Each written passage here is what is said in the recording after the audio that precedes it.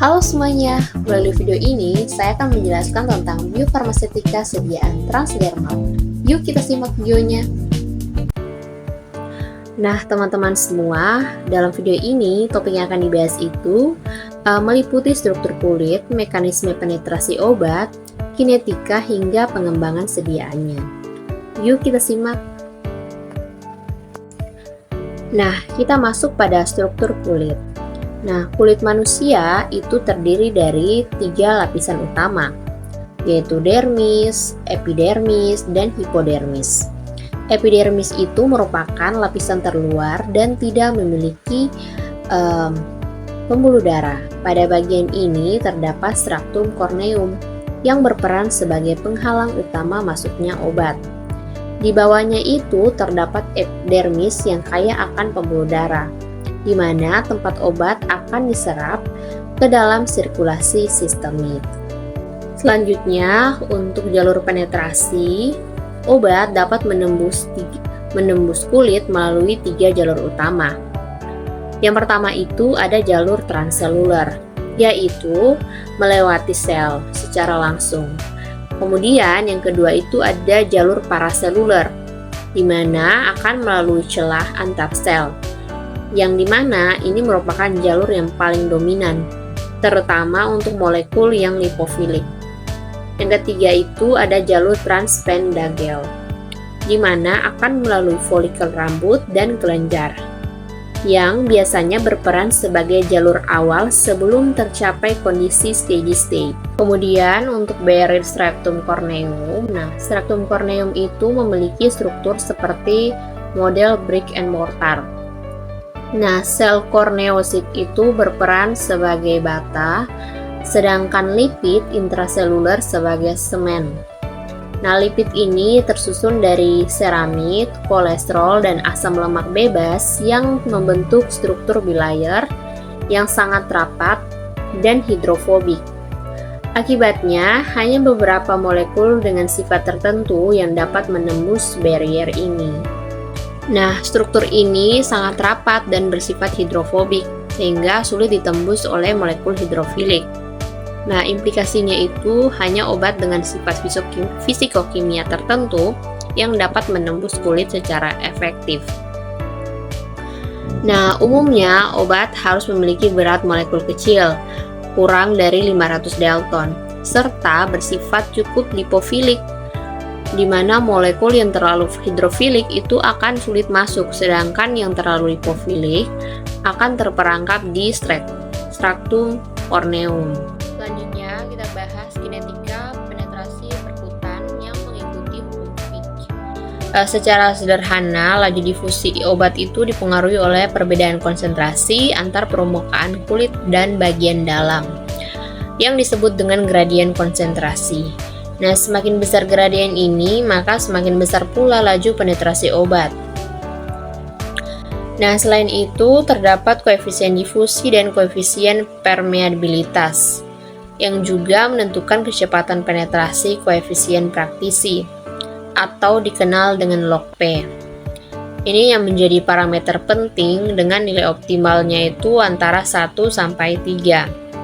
Nilai ini menunjukkan keseimbangan antara sifat hidrofilik dan lipofilik obat. Adapun faktor lain yang tidak kalah penting adalah hidrasi kulit. Ketika kulit itu terhidrasi dengan baik, struktur stratum corneum itu menjadi lebih longgar, sehingga permeabilitas meningkat. Oleh karena itu, banyak sediaan transdermal menggunakan sistem oklusi untuk meningkatkan hidrasi kulit. Selanjutnya, terdapat berbagai faktor yang mempengaruhi absorpsi obat. Ada beberapa faktor, yaitu dari faktor fisikokimia. Dari sisi fisikokimia, faktor seperti berat molekul, kelarutan, dosis, titik leleh, dan tingkat ionisasi sangat menentukan penetrasi obat. Obat dalam bentuk tidak terionisasi cenderung lebih mudah menembus kulit.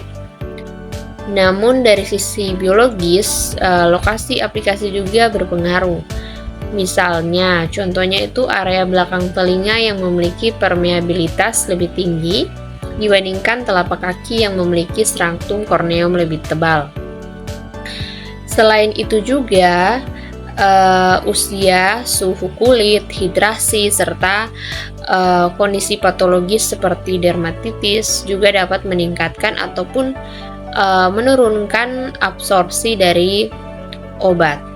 Selanjutnya, kita masuk ke parameter bioavailabilitas atau bioekivalen pada sediaan transdermal. Nah, pada sediaan transdermal, dia berbeda dengan sediaan oral. Sediaan transdermal ini memberikan profil kadar obat yang lebih stabil dalam darah atau dikatakan steady state.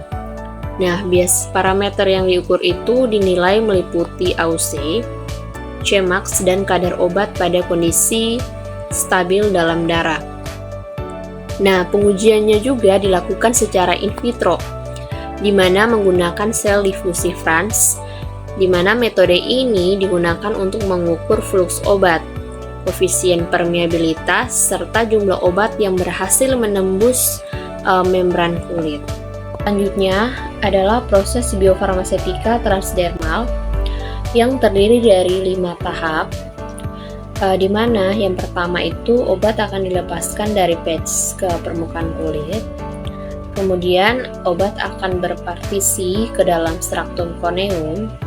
Selanjutnya, ketika obat berdifusi melalui lapisan epidermis, obat akan diserap oleh kapiler di dermis, dan terakhir obat masuk ke sirkulasi sistemik dan didistribusikan ke seluruh tubuh.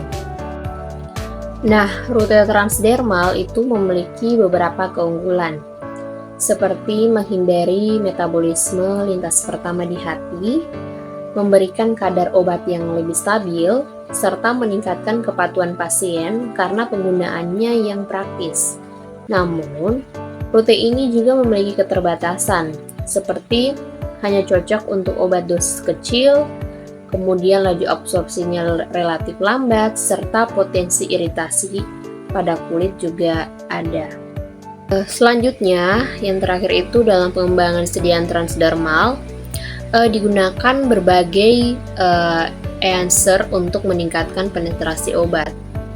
Nah, enhancer kimia seperti alkohol, asam lemak, dan surfaktan itu bekerja dengan mengganggu struktur lipid pada straktum korneum. Nah, selain itu juga terdapat enhancer fisik seperti microneedles yang membuat saluran mikro pada kulit, kemudian iotosporesis yang menggunakan arus listrik, serta xenoporesis yang menggunakan gelombang ultrasonik. Nah, teknologi ini memungkinkan pengantaran obat yang lebih efektif bahkan untuk molekul besar. Nah, keberhasilan sediaan transdermal sangat dipengaruhi oleh sifat obat, kondisi kulit, serta strategis formulasi yang digunakan. Nah, dengan pendekatan yang tepat, rute transdermal itu dapat menjadi alternatif pengantaran obat yang efektif dan nyaman bagi pasien.